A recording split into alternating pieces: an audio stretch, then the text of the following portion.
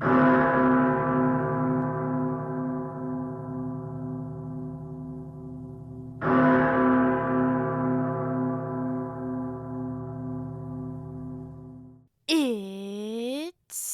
2 a.m. Welcome back to the 2 a.m. Book Review Club, where we stay up late talking about books or talk about books that made us stay up late. Today, we are talking about the newest Hunger Games book, Sunrise on the Reaping by Suzanne Collins.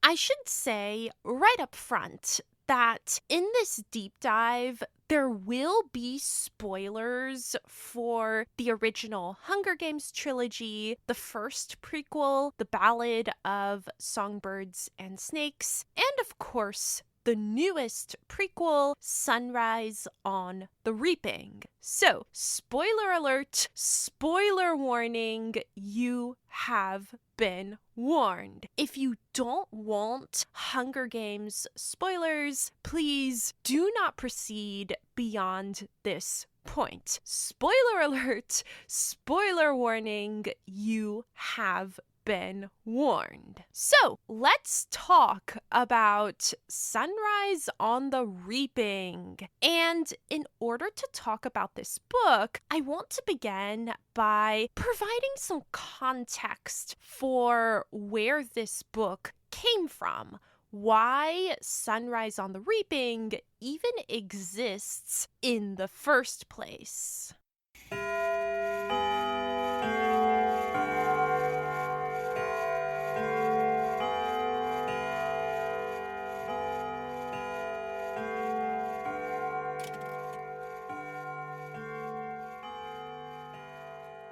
Part 1.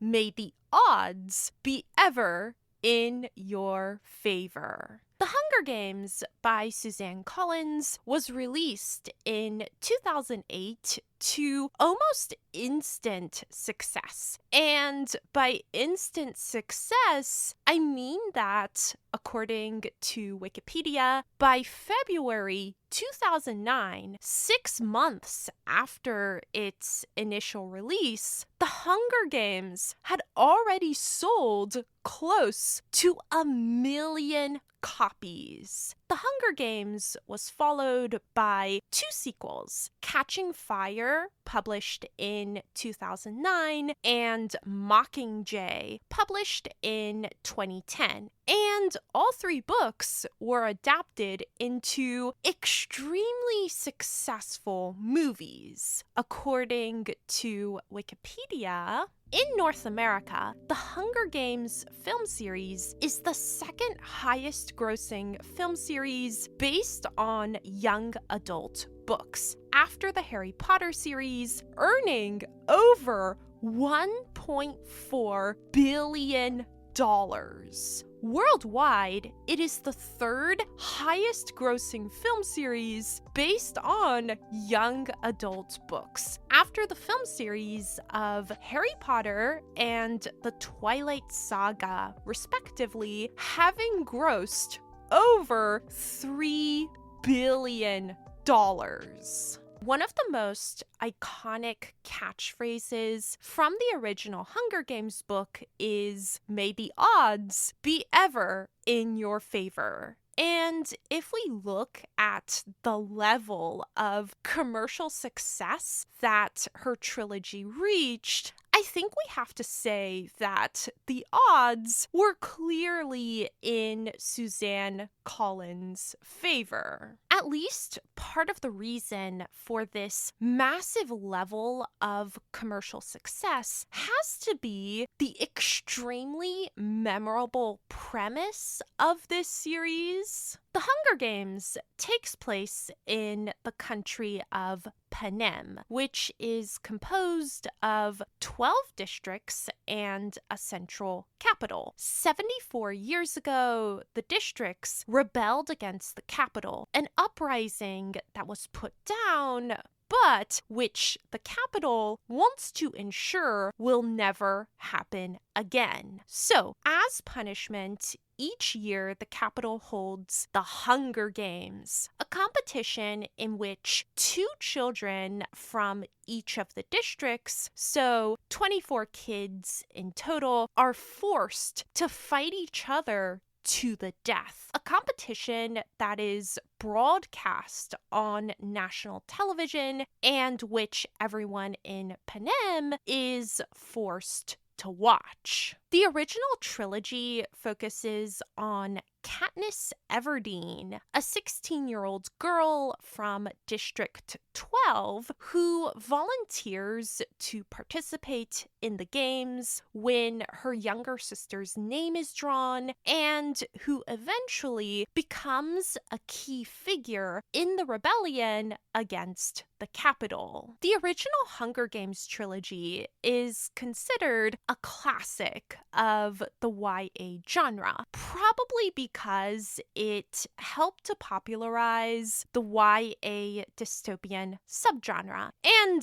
also all the YA books that seem to focus on deadly games and competitions. But what really sets this trilogy apart, the reason that it's still relevant when most YA books from 2008 have long since been forgotten, is that The Hunger Games explores so much more than just what happens to Katniss. We can see this especially in the third and final book of the trilogy, Mockingjay. Whereas the first 2 books primarily focus on Katniss's participation in the Hunger Games, Mockingjay instead focuses on the rebellion, the district's war against the Capitol. In Mockingjay, Katniss is used by the rebels as the face of the rebellion, as a propaganda figure, similarly to how the Capitol tried to use her as a propaganda figure in the Hunger Games. Rather than being a straightforward story of good guys fighting bad guys, Mockingjay digs deep into what it means to ethically fight a war. It explores the treatment of prisoners of war, the complicated relationship and power dynamics within the rebel forces. And, of course, it explores how the rebellion treats Katniss herself, not as a soldier or even as a human being, but as a pawn, a useful tool. At one point in Mockingjay, Peeta, the boy from District 12, who goes to the Hunger Games alongside Katniss and who remains Katniss's closest friend and ally throughout the trilogy, Peeta says to Katniss, "The problem is I can't tell what's real anymore and what's made up." This is the real message of the original trilogy, the question it explores across all 3 books. How do we know what's real and what's not in a world where everyone, the Capitol and the rebels, the bad guys and the good guys, has a motivation to lie, where everyone wants to manipulate the truth for their own purposes? How do we know what's real and what's not in a world where all we can see is the edited truth that is being broadcast on television? 17 years after the publication of the first book in this series, and I hate to say it, but especially with the recent rise of artificial intelligence, this question of what's real and what's not remains relevant, which is why it's not surprising that many readers have never really moved on from the Hunger Games trilogy, and neither has Suzanne Collins herself. In recent years, she has revisited this universe twice. First with The Ballad of Songbirds and Snakes, first published in 2020, and then with Sunrise on the Reaping, first published in 2025, this year. And today we are here to talk about Sunrise on the Reaping, the prequel that explores the backstory of Hamish Abernathy, a character first introduced in the original trilogy as, comic relief. Hamish is introduced for the first time in Book 1, The Hunger Games. At the point in the book when Hamish is introduced, Katniss and the other District 12 kids are still waiting to find out which boy and which girl will be chosen to compete in that year's Hunger Games. And as they're waiting, we learn that District 12 has had only 2 Hunger Games winners ever, and one of them is Hamish Abernathy. Here is how Hamish is introduced. Then he, the mayor, reads the list of past District 12 victors. In 74 years, we have had exactly 2. Only one is still alive. Hamish Abernathy, a paunchy, middle-aged man who, at this moment, appears to be hollering something unintelligible, staggers onto the stage and falls into the 3rd chair. He's drunk. Very. Katniss has her first personal encounter with Hamish after she volunteers to take her little sister's place in the games. And this interaction goes about how you would expect from Hamish's characterization up to this point. Here's an excerpt. Now I am truly in danger of crying, but fortunately, Hamish chooses this time to come staggering across the stage to congratulate me. Look at her! Look at this one! He hollers, throwing an arm around my shoulders. He's surprisingly strong for such a wreck. I like her! His breath reeks of liquor, and it's been a long time since he's bathed. Lots of... He can't think of the word for a while. Spunk, he says, triumphantly. More than you! He releases me and starts for the front of the stage. More than you! He shouts, pointing directly into a camera. Is he addressing the audience? Or is he so drunk he might actually be taunting the Capitol? I'll never know, because just as he's opening his mouth to continue, Hamish plummets off the stage and knocks himself unconscious. Immediately after this, Katniss calls Hamish disgusting. And at this point, you're probably like, I don't understand. I don't get it. Why is this guy getting his own book? Well, let's find out.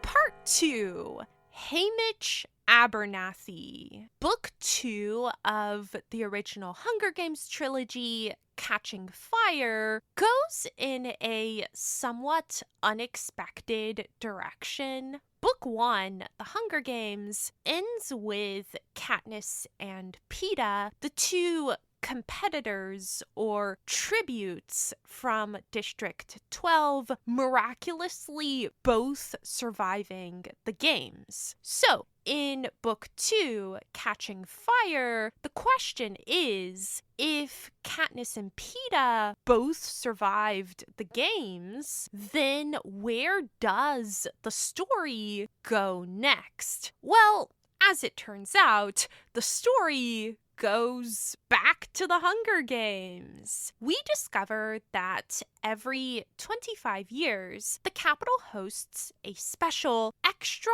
cruel version of the Hunger Games known as the Quarter Quell, where there is some kind of vicious twist on the usual Hunger Games. In Catching Fire, it is once again time for the Quarter Quell, and President Snow, the terrifying leader of Panem, who really hates Katniss specifically, announces what the twist will be for that year's Quarter Quell. Here's what he says. On the 75th anniversary, as a reminder to the rebels that even the strongest among them cannot overcome the power of the Capitol, the male and female tributes will be reaped from their existing pool of victors.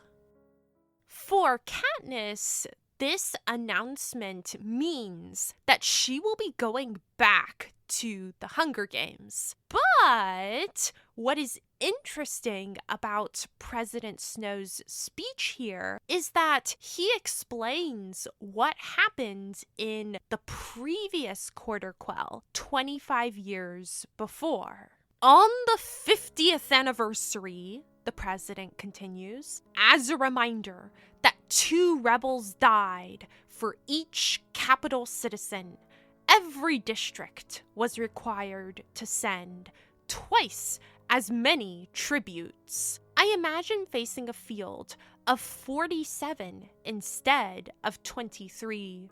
Worse odds, less hope, and ultimately more dead kids. That was the year Haymitch won.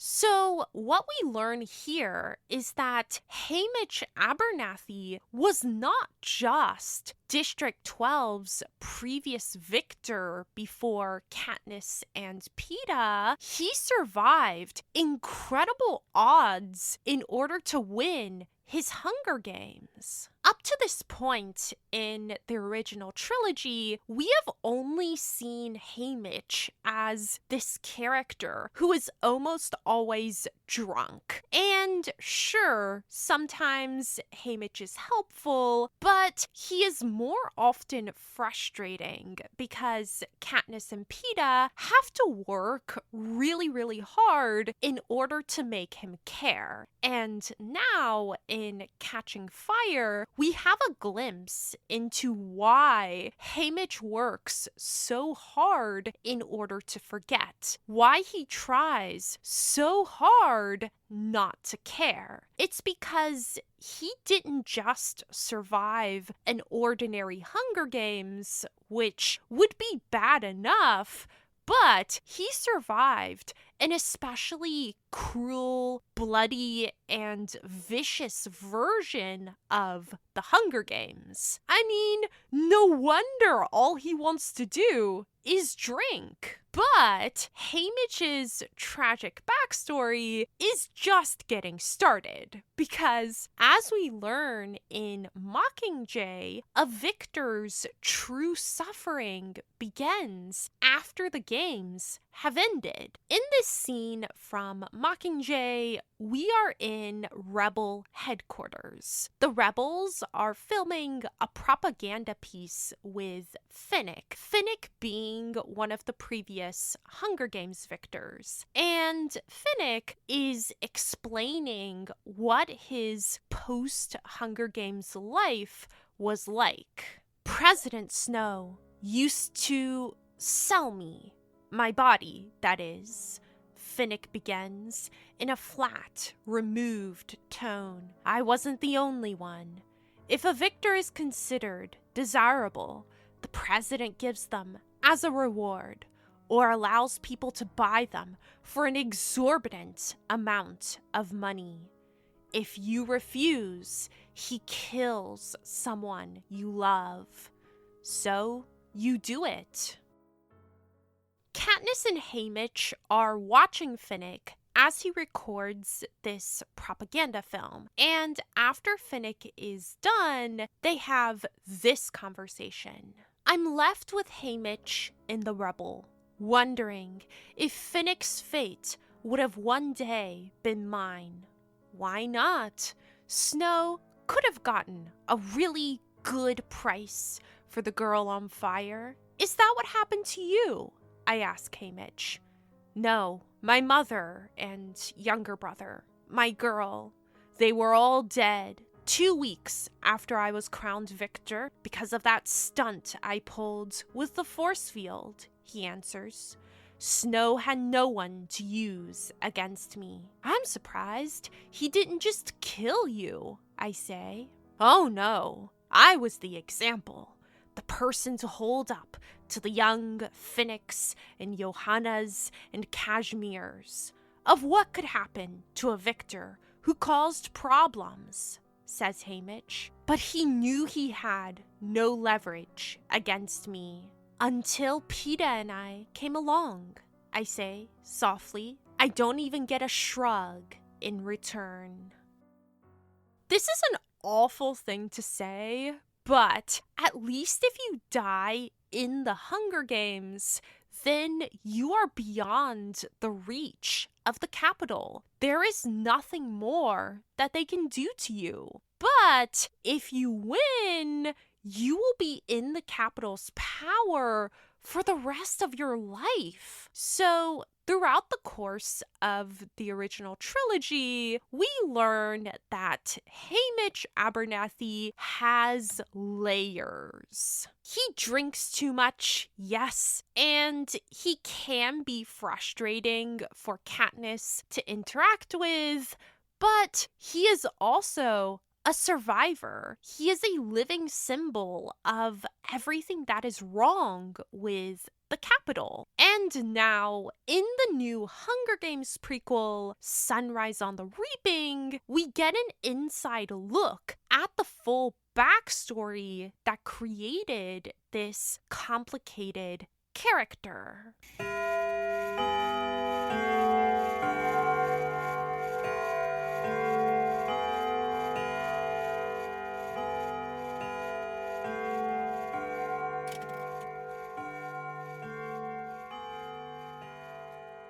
Part 3, Sunrise on the Reaping. Sunrise on the Reaping, like every Hunger Games book except for Mockingjay, is divided into two main storylines. The storyline that occurs before the Hunger Games and the storyline that is the Hunger Games and their aftermath. Because if there is one thing that Suzanne Collins makes clear in how she structures almost every book in this series, it's that the games themselves are really not the point. My paperback edition of Book 1, The Hunger Games, is 374 pages long. But the games themselves don't begin until page 148. My hardback edition of Book 2, Catching Fire, is 391 pages. But the games don't begin until page 267. My hardback edition of the 2020 prequel, The Ballad of Songbirds and Snakes, is 517 pages. But the games themselves don't begin until page 205. And then they end on page 319, only 114 pages later. So, within the context of the rest of the series, it's really not a surprise that my hardback edition of the newest Hunger Games book, Sunrise on the Reaping, is 382 pages long. But the games don't begin until page 211, because the point of the book is the characters, not the Hunger Games. So, speaking of characters, who is Haymitch Abernathy? In the first 211 pages of Sunrise on the Reaping, we learned that not only does Haymitch have friends and family that he's deeply attached to, he also values collaboration and community, and he is able to see the bigger picture beyond his own chances of survival. Going into the games, Haymitch's motivation is not to win or even to survive, but rather, as he says, "I want to remind people I'm here because the capital won the war," and thinks that 50 years later, this is a fair way to punish the districts. But I'd like them to consider that 50 years is enough. Long before Katniss was the girl on fire, Haymitch was trying to end the Hunger Games, and by extension, he was trying to end the capital's power over the districts. By the time Haymitch enters the arena and the games, he has already managed to accomplish two important things. First, he has helped to create an alliance that includes most of the other tributes. Every year in the Hunger Games, the kids who have the biggest advantage are the careers. The kids from Districts 1 and 2 who have been trained their entire lives to participate in the Hunger Games. Because out of all of the districts, 1 and 2 are the most prosperous and the most loyal to the capital. So when Haymitch helps to create an anti-careers alliance known as the Newcomers, he is helping the other districts to present a united front against not just the careers, but against the capital itself. And if that's not rebellious enough, Haymitch has also become part of a secret conspiracy to hijack the arena, disrupt the games, and essentially start a rebellion. Haymitch is not here to win.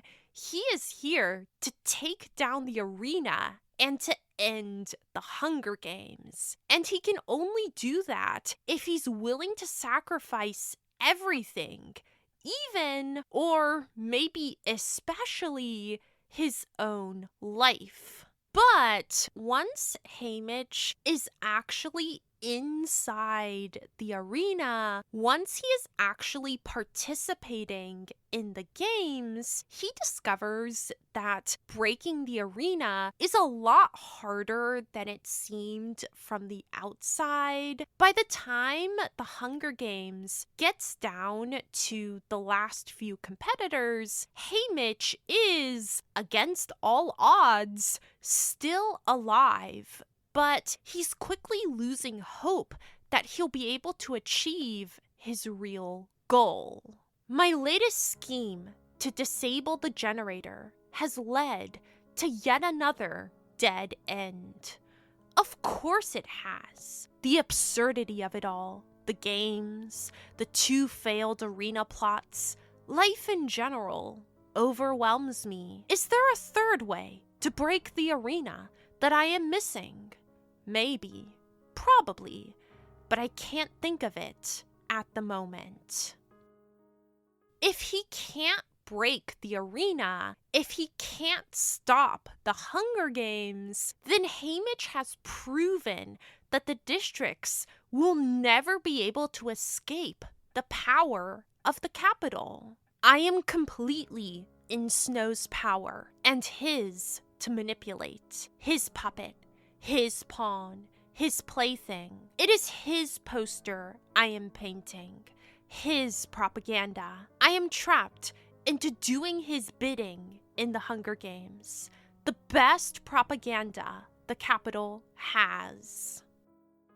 The last two competitors in Haymitch's Hunger Games end up being Haymitch, of course, and a District 1 girl named Silka. Haymitch manages to kill Silka before she kills him. But in the last moments between Silka's death and Haymitch being declared the winner, he finally manages to defy the capital in a way that nobody can ignore. In his final moments in the arena, and as Haymitch thinks, in his final moments on this earth, he manages to create an earthquake. Silka stands there, her hand against her gushing eye socket. Her good eye squints at my gut, estimating the arrival time of my death. Then there's the return of the whistle, her moment of confusion as the spinning axe catches the sunlight, and the dull, sickening sound as it lodges in her head. Now we're both on the ground. I roll on my back, watching the hovercraft that floats above us. Silka is refusing to die. A strangled gurgle seeps from her lips. I just have to wait her out. My hand fumbles in my pocket, searching for a handkerchief to help stem my bleeding. But instead, I unearth the relics of my last, or second to last, or I don't know which plan. The tools I needed to blow a hole in the cornucopia. Perhaps there's still a chance to go out with a bang? Yes, it's all become clear now. I know what to do. I can feel consciousness threatening to slip away as I free the sunflower from my neck and place the blasting cup in it. I bite off the fuse with my teeth, leaving a few inches, and toss the remainder aside. The president's card, courtesy of the capital, tears easily. I crumble the pieces and pile them with the candy wrappers. Finally, I pull the flint striker over my head and give it one long kiss. Haymitch Abernathy, you are to stop all activity immediately. The court settles in one shaky hand. The other closes over the heads of the snake, the songbird. Such fine workmanship. A cannon fires. No victor's crown for you, Silka, just the claw. Listen, those trumpets must be for me. A spray of sparks flies to the pile and blossoms into a little flame. A spray of bullets dance around my hands. Ha! Missed me. Freeze! Haymitch Abernathy, you have been... Drop that now! The flame's already dying as I hold out the bomb. It kisses the tip of the short fuse, then hungrily begins to eat up the black cord. You don't know what you're doing! Stop! Don't throw it!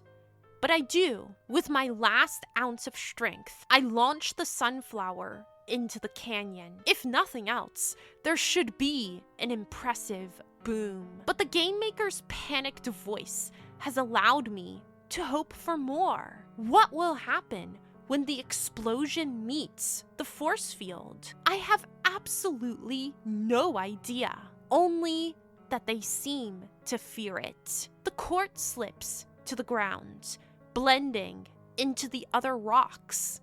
I slide the flint striker under my collar. The wind scatters the last bits of ash, carrying them into oblivion. Black specks flood my eyes, forming a cloud that blocks the sunlight. A blast rocks the world.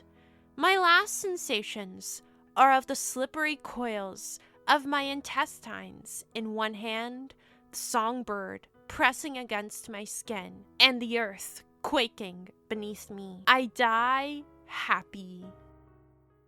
But obviously, Haymitch doesn't actually die. We already know that Haymitch will, in fact, survive the events of this book. And he eventually recovers and wakes up to discover that he has become a capital hero. I'm the hero of the moment, the star of Panem, the victor of the Quarter Quell. And that can only mean that President Snow has won the day. Snow has, quote-unquote, won the day because Haymitch becoming a hero means that the capital has managed to erase the evidence of everything that Haymitch managed to accomplish in the arena. At his victor ceremony, Haymitch gets what he calls my first glimpse into how my Hunger Games were broadcast to the public. And as Haymitch discovers, his games have been edited to the point that they no longer resemble what actually happened in the arena. Smash cut to the golden squirrels stripping Marit to the bone, no matter that she's been long dead by this time. But people must know that Maisie and Marit appeared in the sky together. Does no one remember? Do they just not care? Or during the games, did they show the audience a different sky? Or none at all? And did they intentionally save Marit's death to increase tension at the end? The game makers must have been scrambling like crazy to control the narrative by this point. Whatever the case, the audience here in the auditorium has embraced this version, cheering and jeering on cue. Their lack of discernment transforms the recap, validating it as truth. I hope those in the districts can still see it as the piece of propaganda it is, but no telling what they've been fed. Haymitch realizes that out of everything they have edited out of the final recap, the most significant thing that the Capitol has edited out is what happened at the very end of the games. Silka dies, her cannon fires, and I'm hanging on by a thread. The sunflower bomb, the quartz, the flint striker. There's no record of any of them. All of them gone or tucked away from sight. The hovercraft removes Silka's body. Trumpets declare my victory. A claw closes around me. Are there rules about breaking out of the arena and using the force field to win? Possibly they are implied, but I have never heard them mentioned. So what am I? A rascal? A cheater even? Maybe, but clearly I do not rise to the standard of a rebel. Throughout Sunrise on the Reaping, Haymitch's only real goal is to destroy as much of the Hunger Games and the Capitol's power as he can. And yet, after the games are over, the Capitol is able to reshape and redefine Haymitch as a selfish survivor who will do anything to win. The real Haymitch Abernathy was a rebel in every way possible. But does that matter if nobody ever finds out? Does reality actually matter, or is it only the perception of reality that matters?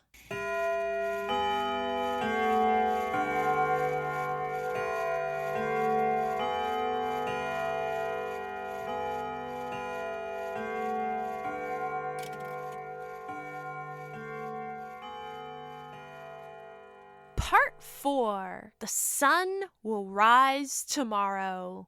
Or not. There are two kinds of readers in this world. The kind who read the acknowledgments and the kind who do not. I am the kind of reader who reads the acknowledgments because, of course, I am.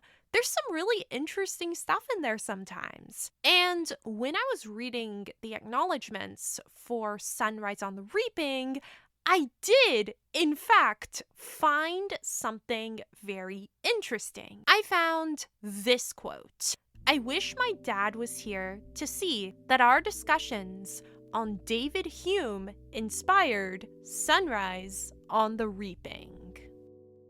So, to answer this question, does reality actually matter, or is it only the perception of reality that matters? I guess we need to talk about 18th century Scottish philosopher David Hume.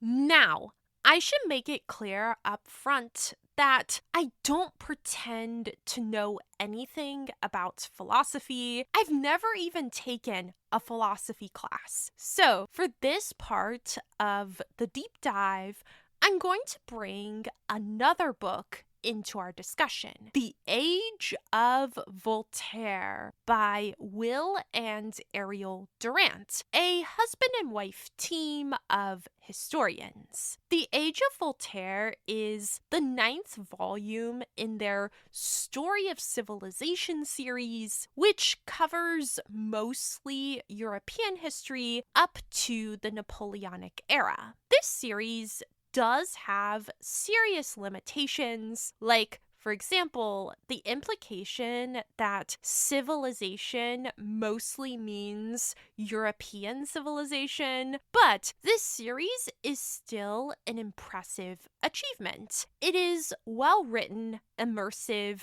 easy to understand, and most importantly, it is less of an exploration of historical events like who was king when, or who won which war, and more of an exploration of how literature, knowledge, and social norms have evolved over the centuries. In the Age of Voltaire, for example, the Durants do discuss kings and queens and the Industrial Revolution, but they also discuss composers like Bach, mathematicians like Euler or Laplace, and of course, philosophers like Voltaire or, David Hume. David Hume was born in Edinburgh in 1711.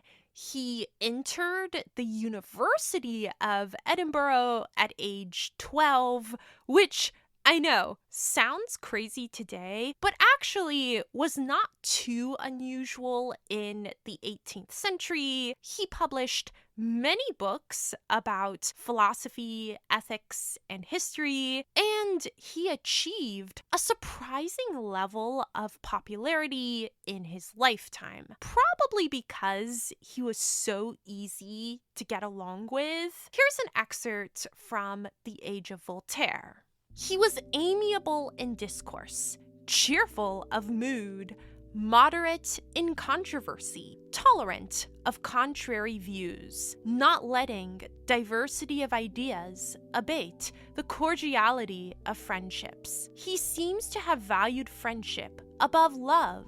Friendship is the chief joy of human life.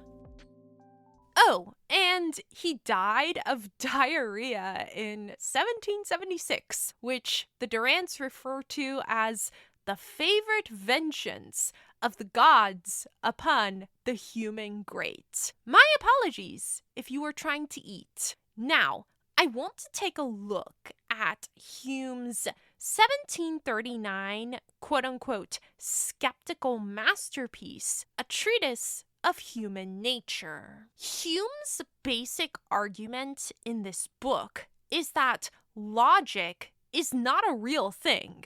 Reason is not a real thing. And what we call our mind is only, quote, the impression, perception, idea, feeling, or desire occupying consciousness at the moment. In other words, if you are currently feeling sad, if you are currently thinking about how nice the view from your window is, or if you're currently craving a brownie, then that is your current reality. That perception defines who you are in that moment. You, as an individual, are the sum of your current perceptions. As Hume would say, and this part is a direct quote, that which we call a mind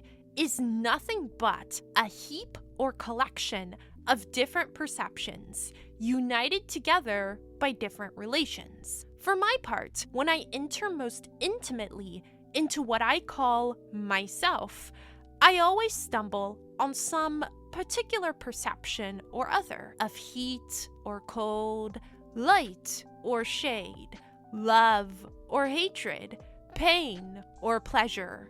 I never can catch myself at any time without a perception, and can never observe anything but the perception. When my perceptions are removed for any time, as by sound sleep, so long am I insensible of myself, and may truly be said not to exist. So we can't actually know that matter exists because we only ever experience matter through our perceptions. We never actually experience matter as an objective reality. But Hume is further arguing that not only does matter not exist, neither does our mind. Quote, there is no mind to survive the transitory mental states. Going back to Sunrise on the Reaping and the Hunger Games books as a whole, we can see that Hume's ideas help to explain something fundamental to the series. In every Hunger Games book that actually features a Hunger Games, there is the Hunger Games that the kids actually experience. And then there is the Hunger Games that the audience sees on screen. Part of what the audience sees is the kids' performance. Like, for example, in Sunrise on the Reaping,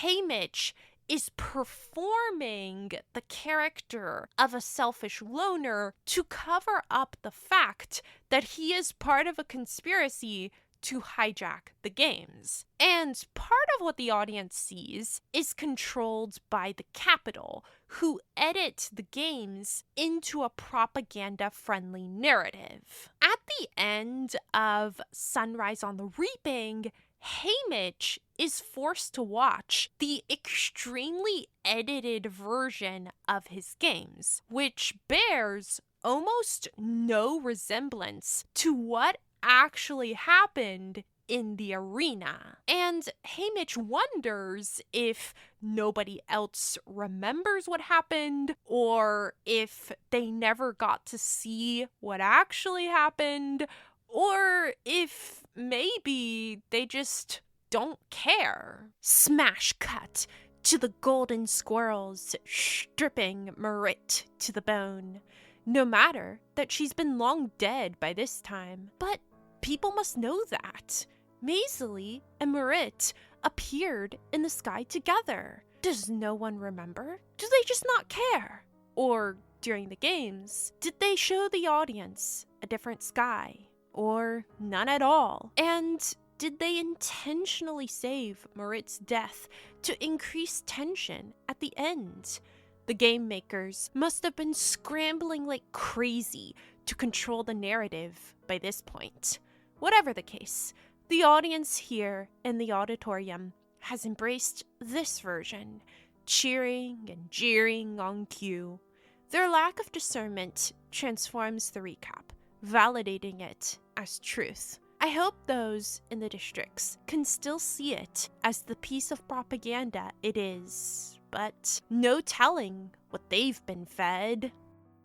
But the audience here is not just validating it, the heavily edited recap, as truth.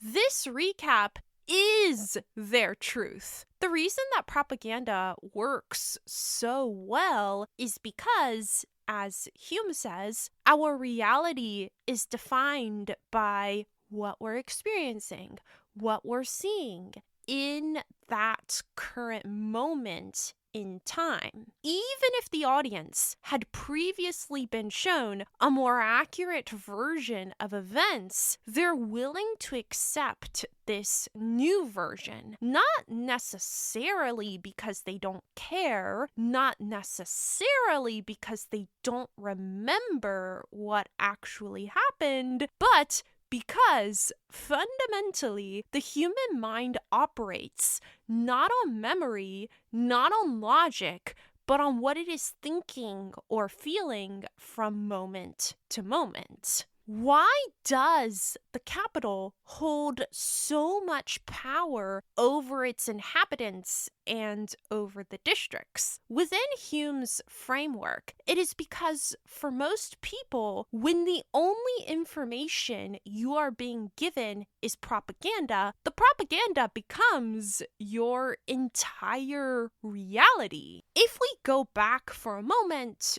to the age of Voltaire, here is a quote. Freedom of will in this dissolving view is impossible. There is no mind to choose between ideas or responses. The succession of mental states is determined by the order of impressions, the association of ideas, and the alternation of desires. Will is merely an idea flowing into action. But just as Hume's philosophical framework can be used to explain why the citizens of Panem accept the propaganda and why the capital holds so much power, it can also be used to explain why there is reason to hope. Because if our reality is shaped entirely by impressions, if logic is not a thing, then cause and effect, which we tend to take for granted, is also not a thing. Here's another quote from The Age of Voltaire. But cause, too, is only an idea. We cannot show it to be an objective reality. When we perceive that A, e.g. flame, is regularly followed by B, heat, we conclude that A has caused B. But all that we have observed is a sequence of events, not a causal operation. We cannot know that B will always follow A. This next part is a direct quote from Hume. All our reasonings concerning cause and effect are derived from nothing but custom. The laws of nature that we talk of are merely sequences customary in our experience. They are not invariable and necessary connections and events. There is no guarantee that they will hold tomorrow. All things flow, and certainty is a dream.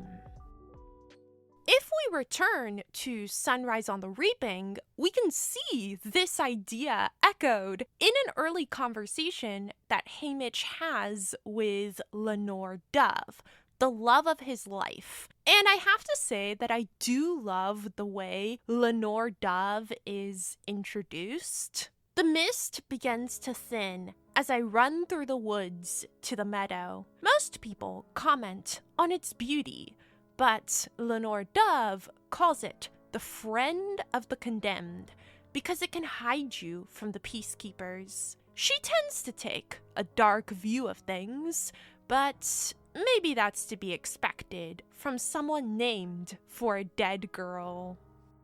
Sunrise on the Reaping opens on Haymitch's birthday, which also happens to be Reaping Day, the day that the capital chooses which kids will be sent to the Hunger Games. As Haymitch says, the upside of being born on Reaping Day is that you can sleep late on your birthday. It's pretty much downhill from there.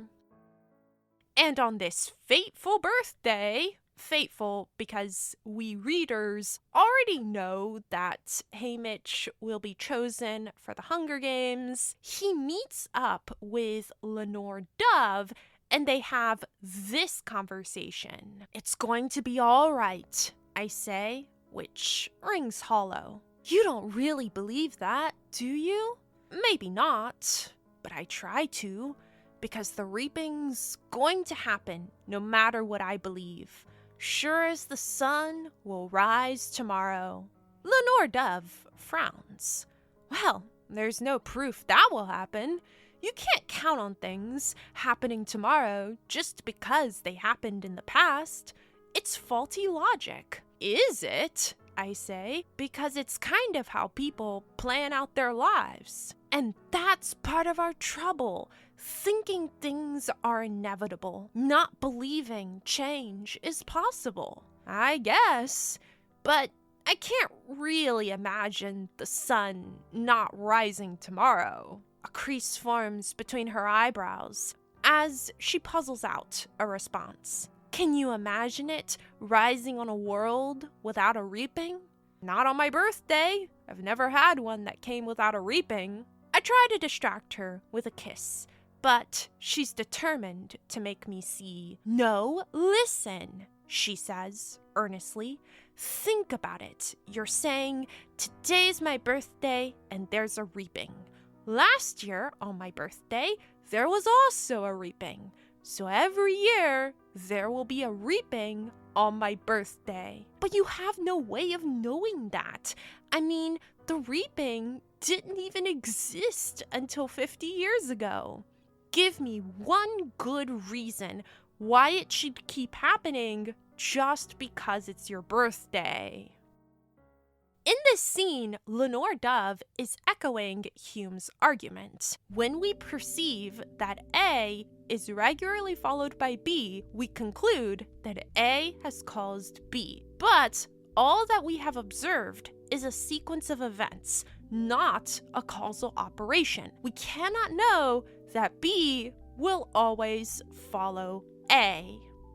Just because the sun has risen every single morning doesn't mean it will rise tomorrow. Just because a reaping happens every year on Haymitch's birthday doesn't mean that it will happen on every single one of Haymitch's birthdays. And just because the sun rises on Haymitch's birthday doesn't mean it needs to also rise on the reaping. And there you get your title. We know, of course, that while he ultimately fails, Haymitch Abernathy does his best to stop the sun from rising on the reaping, which brings us back once again to the question we've been trying to answer. The real Haymitch Abernathy was a rebel in every possible way, but does that matter if nobody ever finds out? Does reality actually matter, or is it only the perception of reality that matters. Hume tells us that there is no reality beyond what we can perceive. Haymitch spent his entire time at the games trying to break through the capital's control of what the people of Panem were allowed to see. But what he realizes after the games are over is that he can never actually know what was shown during the games. During the games, did they show the audience a different sky? Or none at all? And did they intentionally save Marit's death to increase tension at the end?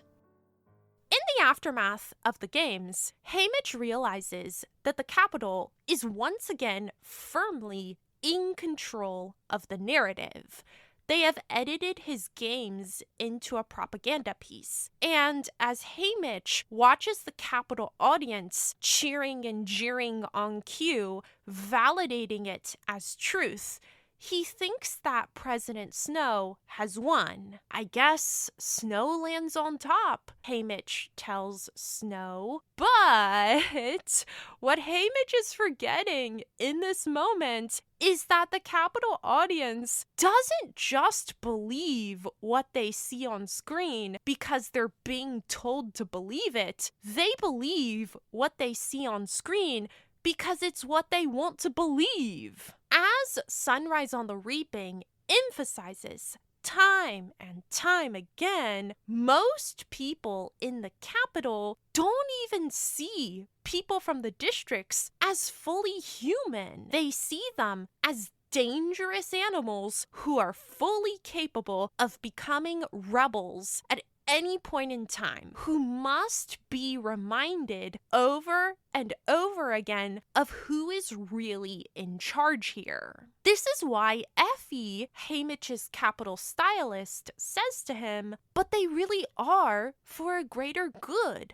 The Hunger Games. For the capital citizens, the Hunger Games do not just exist to keep them in power. The Hunger Games exist to keep them safe, to preserve their way of life. If you ever wonder how the capital citizens can be okay with the brutality of children hacking each other to pieces, it's because what fundamentally motivates the capital citizens is fear. They are deeply afraid of the districts.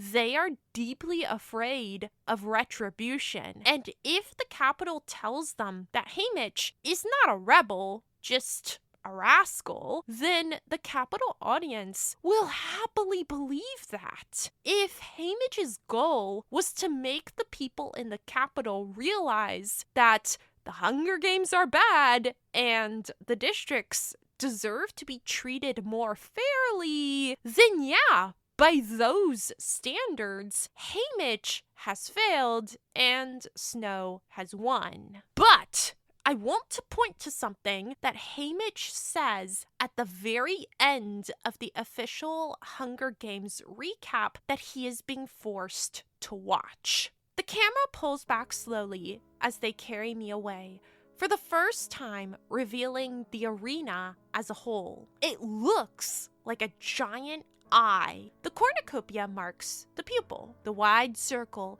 of spring green meadow makes up the iris. On either side, the darker green of the forest and mountain terrain narrows to points, forming the whites of the eye. Well, the symbolism has been lost on no one. Even the little kids in the seam know the capital powers are watching us. I wonder if they ever consider that we're watching them too. It wasn't just the capital that watched the games. The districts did too. And as Haymitch himself says, he has no idea what they saw or didn't see. I hope those in the districts can still see it, the edited recap, as the piece of propaganda it is, but no telling what they've been fed. Haymitch cannot know what was broadcast to the districts during the games. And crucially, he cannot know what they believe now that the games are over. Maybe, like the capital citizens, the district's reality changes based on what the capital tells them to believe. Or maybe the people in the districts did see moments of Haymitch rebelling, and maybe they hold on to that memory. And maybe they'll continue to hold on to those memories moving forward. Maybe, after all, what Haymitch managed to do in the games did make a difference to the people in the districts who are watching them. Who knows? Certainly not Haymitch, because his perspective is limited by the fact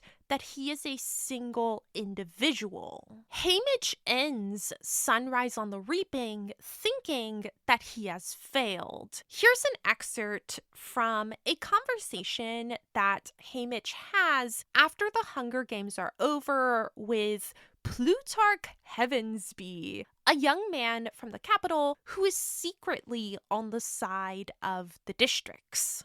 Oh, I see. He's going to overthrow the capital, is he? Maybe one day, but we can't any of us do it alone. You demonstrated a lot of nerve and intelligence in that arena. We need your help. Me? I say in disbelief. I am living proof that the capital always wins. I tried to keep that sun from rising on another reaping day. I tried to change things, and now everybody's dead. You don't want me, and I don't want him. I don't want help from anybody in the capital ever again. I could never trust them. We do want you. You shook up the capital, both figuratively and literally, with that earthquake. You are capable of imagining a different future, and maybe it won't be realized today, maybe not in our lifetime. Maybe it will take generations. We're all part of a continuum. Does that make it pointless? I just don't know, but I do know you need someone different from me.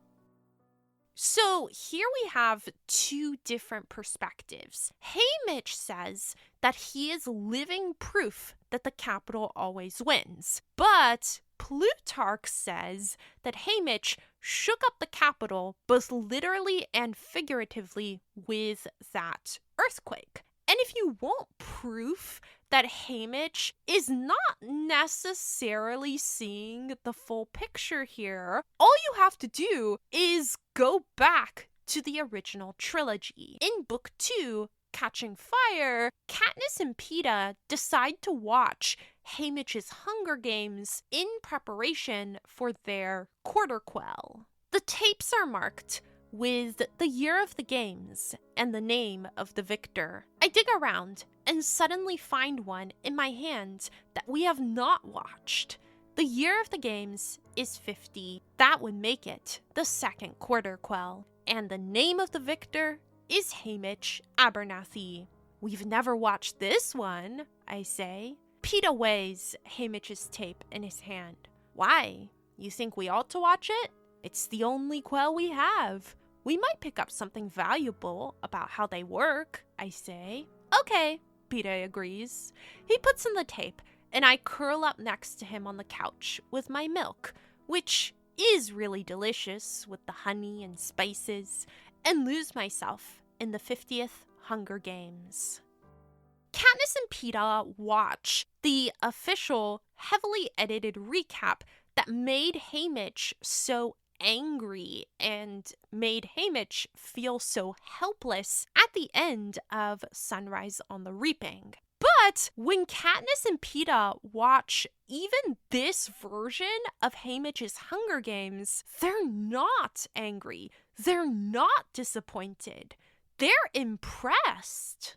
Haymitch skirts the edge of the cliff as if trying to figure something out. His foot dislodges a pebble, and it falls into the abyss, apparently gone forever.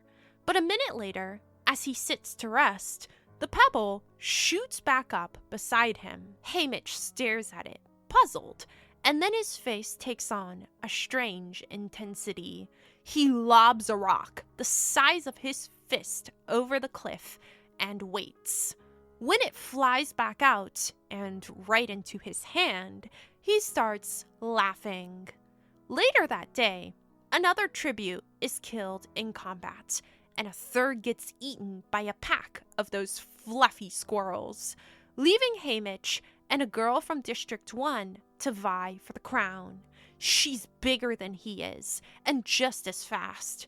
And when the inevitable fight comes, it's bloody and awful, and both have received what could well be fatal wounds when Haymitch is finally disarmed. He staggers through the beautiful woods, holding his intestines in, while she stumbles after him, carrying the axe that should deliver his death blow. Haymitch makes a beeline for his cliff and has just reached the edge when she throws the axe. He collapses on the ground, and it flies into the abyss. Now weaponless as well, the girl just stands there, trying to staunch the flow of blood pouring from her empty eye socket. She's thinking, perhaps, that she can outlast Haymitch, who is starting to convulse on the ground. But what she doesn't know, and what he does, is that the axe will return. And when it flies back over the ledge, it buries itself in her head. The cannon sounds, her body is removed, and the trumpets blow to announce Haymitch's victory. Peeta clicks off the tape, and we sit there in silence for a while. Finally, Peeta says, "That force field at the bottom of the cliff, it was like the one on the roof of the training center, the one that throws you back if you try to jump off and commit suicide. Haymitch found a way to turn it into a weapon. Not just against the other tributes, but the capital too," I say. You know they didn't expect that to happen. It wasn't meant to be part of the arena. They never planned on anyone using it as a weapon. It made them look stupid that he figured it out. I bet they had a good time trying to spin that one. Bet that's why I don't remember seeing it on television. What Katniss and Peeta are pointing out in this excerpt is exactly what Haymitch in Sunrise on the Reaping can't see. Yes, Haymitch's games are heavily edited. Yes, people are not being allowed to see who Haymitch really was, or the full extent to which Haymitch was a rebel who refused to participate in the Capitol's narrative. But even in this final edit, Haymitch is not just another victor. He is a rebellious victor. So rebellious that in the years following his games, the Capitol refuses to broadcast even that heavily edited final recap. Did Haymitch Abernathy bring down the Hunger Games, or the Capitol, or the Capitol's power over the districts? No, but his lasting cultural legacy is as an enemy of the Capitol, as someone who was smart enough to weaponize the arena itself in order to win the games. Hume tells us that there is no reality beyond what we can perceive. Haymitch's reality in Sunrise on the Reaping is that he's a failure. But what Plutarch tries to tell him, and what we as readers realize, is that the rebellion in the original trilogy that finally overthrows the Capitol and President Snow would never have been possible without people like Haymitch Abernathy. As Plutarch says, every enemy of the Capitol is part of a continuum, and what makes Haymitch Abernathy's story a tragedy is not that he failed, but that he failed to realize just how much of an impact he truly had. At the end of the day, Hume was right. The objective reality of a situation doesn't matter to an individual. The only reality that matters is the reality you create for yourself.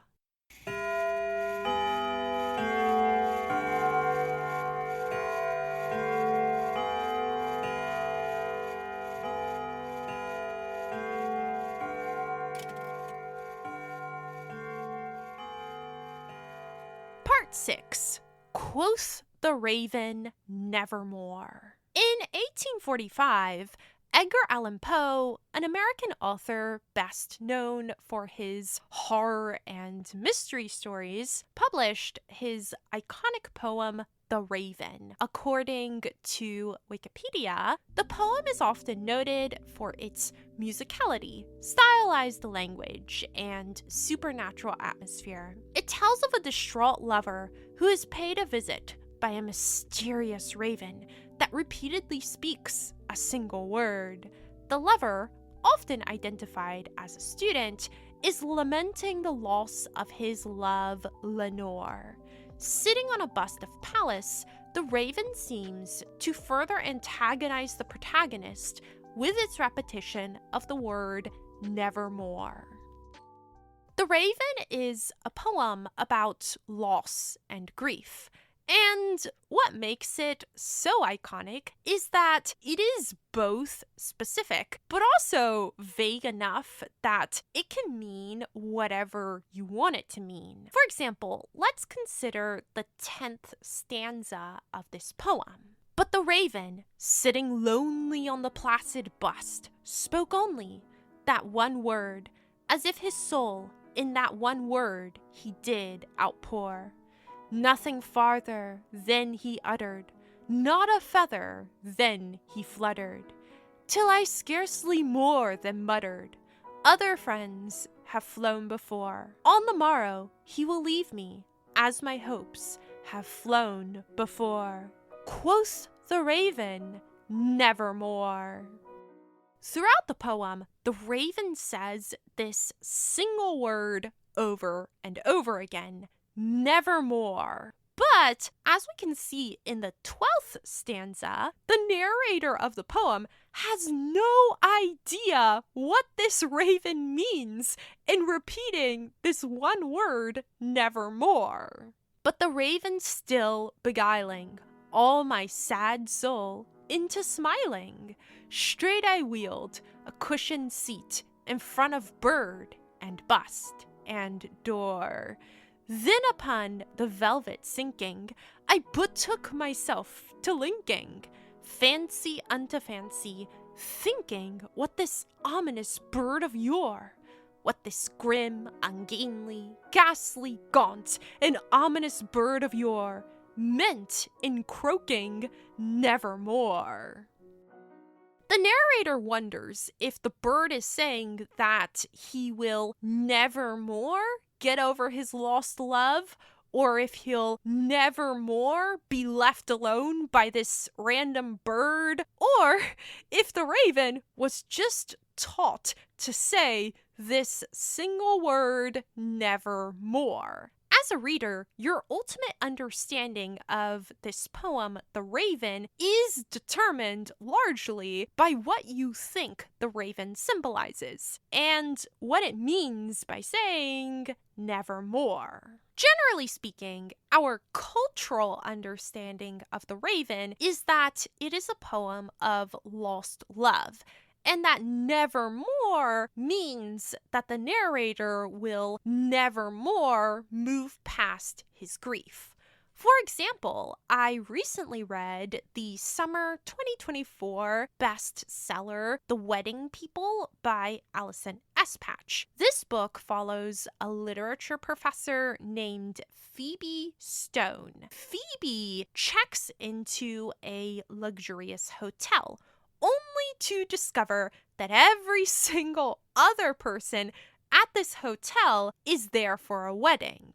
This sets off a chain of events that is hilarious, heartwarming, and authentically bittersweet in a way that really spoke to me. And in this book, there is a scene where Phoebe, our protagonist, and the groom, Gary, are talking about the Raven, which is actually appropriate in this context because Gary's first wife, Wendy, died tragically young. Here's the scene. At some point, every lit professor has to spend a full day researching ravens, Phoebe says. They're everywhere. Writers can't resist a raven. You know, symbols of death and grief and the underworld and all that jazz. Oh yeah, love that jazz, Gary says. Poe, right? That was the Raven poem? Nevermore, nevermore. God, I haven't read that since high school, he says. I remember liking it, but now I don't remember why. It's very emo, she says. Most of my students tend to respond to it for that reason. Broken-hearted man never gets over dead wife. She says it without thinking, but he doesn't seem rocked by her words. I'm just impressed they care about the middle-aged longings of a grieving widower, to be honest, Gary says. My students tend to love characters who sentence themselves to never-ending grief, Phoebe says. It seems noble to young people, I think. In The Wedding People, this conversation about the Raven is an acknowledgement that if you allow yourself to become trapped in never-ending grief, you can never move on and find true happiness. Nevermore becomes a trap, a way of anchoring yourself to a past that can never return. But here's a question for you. What does nevermore mean in the context of Sunrise on the Reaping? Throughout the book, this poem, The Raven, is constantly being referenced. You can even read the entirety of this poem in the final chapter, chapter 27, which is structured around the Raven in a way that feels extremely movie voiceover coded. Or how about the fact that Haymitch's girlfriend, the love of his life, is named Lenore Dove.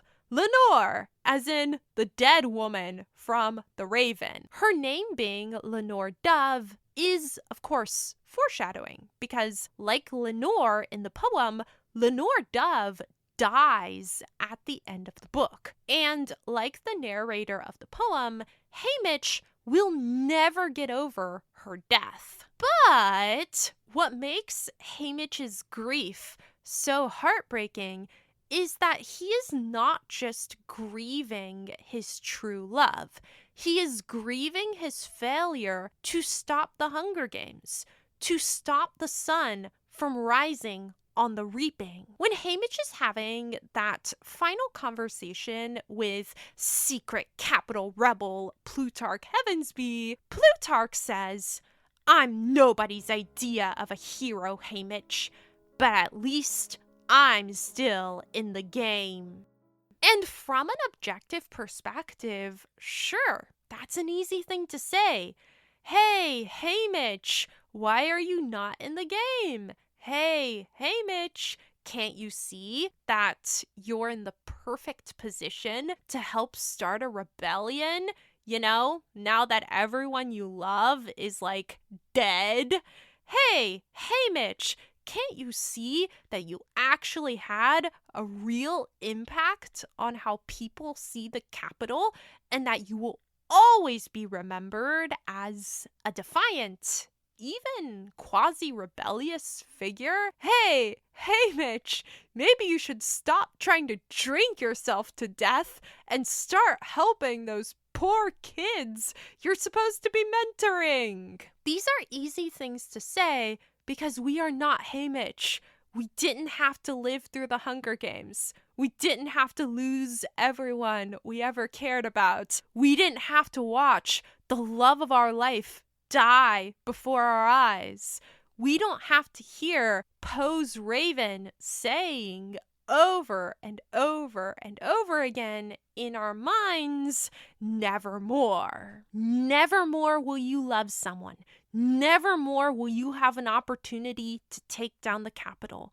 Nevermore will you have a sleep that is not haunted by the nightmare of losing Lenore Dove. But if there is one thing that Sunrise on the Reaping has hammered home time and again, it's that there are always two ways of looking at something. The real Hamish Abernathy was kind and caring, but the Hamish Abernathy immortalized in the Capitol's edited version of the games is a cold and calculating survivor. The actual Hunger Games Hamish participated in were full of acts of rebellion, large and small. But in the edited recap, the only act of rebellion that survives is Hamish's exploitation of the force field that surrounds the arena. The post-Hunger Games Hamish sees himself as a failure, but Katniss and Peeta see him as the original rebel. There is the real Hamish and the Capitol's version of Hamish. The real Hunger Games and the Capitol's version of the Hunger Games. Hamish as he sees himself, and Hamish as seen through the eyes of other people. And so there are also two ways of looking at this word nevermore that becomes so thematically central in the final pages of the book. In chapter 27, Hamish cannot get this raven out of his head. He cannot stop hearing that raven say nevermore. In this moment, nevermore is a cry of despair and grief. But Sunrise on the Reaping does not actually end in this place of never-ending grief. In the 2-page epilogue, we get a glimpse of Hamish's life after the events of the original trilogy, and we see that he is finally at peace. The war that Katniss and Peeta fought in Mockingjay is over, and nevermore is no longer a cry of despair. It is an expression of hope. Nevermore will there be another Hunger Games. Nevermore will the sun rise on a reaping day. And nevermore will Hamish have to lose Lenore Dove. As he himself says, the Capitol can never take Lenore Dove from me again. They never really did in the first place. Nothing you can take from me was ever worth keeping, and she is the most precious thing I've ever known. Even more than the original trilogy, Sunrise on the Reaping brings home the emotional devastation that generations of people experienced. It reminds us that for every Hamish and Katniss who made it home, there were so many kids who didn't. And even the ones who did make it home were, like Hamish, forever scarred by the memories. The Hunger Games has always been a series that is not afraid to pull on your heartstrings, to make you experience visceral emotions. But with Sunrise on the Reaping, it really feels like Suzanne Collins has written a book that dares you to read it without feeling something, like maybe the urge to cry. Overall, Sunrise on the Reaping was deeply moving and incredibly memorable. I think it fits well with the other books in this series, and I have to say that I am excited to see this story on the big screen next year. It is already slated to become a movie, and I'm extremely ready for that final voiceover montage where some actor just has to read the entirety of Edgar Allan Poe's poem, The Raven. Most of all, though, I am extremely interested to see what direction the books take next, because at this point, if I'm sure of anything, it is that we will be getting more Hunger Games books. And that is going to be everything for this video. This has been the 2 a.m. Book Review Club. Thanks so much for joining me. Have a great day and happy book travels.